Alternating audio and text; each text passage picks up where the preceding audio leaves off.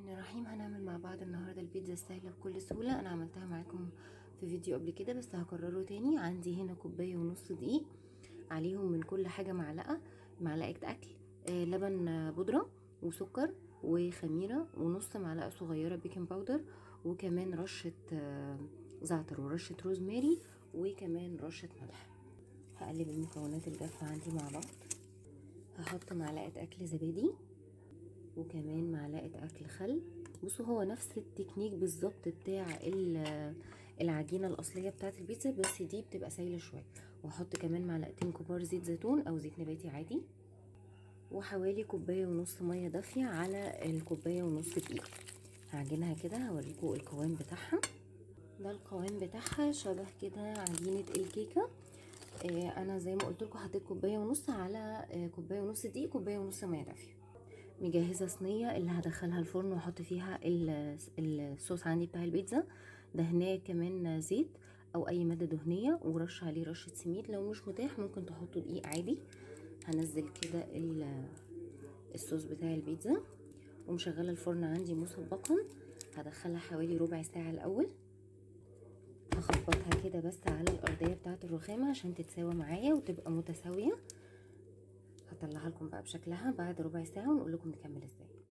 قبل ما العجينه تطلع من الفرن هقول لكم على صوص الجبنه اللي انا اعتمدته قبل كده في فيديو بتاع البيتزا الاصليه الايطالي. هقول على طول بسم الله. عندي هنا مجموعه جبن رومي، شيدر، موزاريلا، اي نوع حتى لو كان النوع بتاعك مش بيمط ورخيص مش غالي، علشان طبعا الاسعار دلوقتي بقت رهيبه. الطريقه دي هتعجبكم جدا. انا نزلتها لكم فيديو قبل كده بس هنزلها لكم تاني برضو.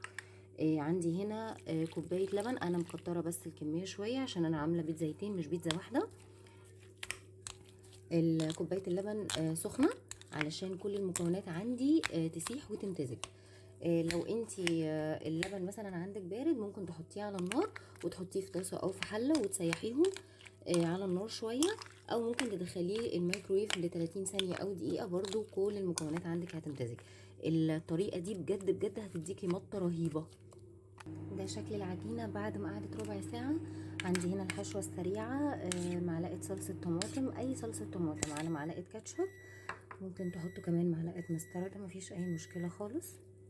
انا نزلت لكم برضو الصوص بتاع البيتزا تقدروا تشوفوه على القناه في كذا فيديو ليها قبل كده. الحشوه اي حاجه عندك. انا عندي هنا شويه فلفل الوان، انا بحب احط الحشوه في الاخر. تونه، بسطرمه، بولوبيف، سوسيس، سلامي، ببروني، اي حاجه. ابتدي كده افضي صوص الجبنه. عايزه اقول لكم الطريقه بتاعت البيتزا ستايله دي هتحل مشاكل لناس كتير اللي مش بتعرف تعجن ولا تظبط العجينه، مع ان لو شفتوا الفيديو بتاع البيتزا الايطالي الاصليه سهله خالص تقدروا تنجحوها من اول مره.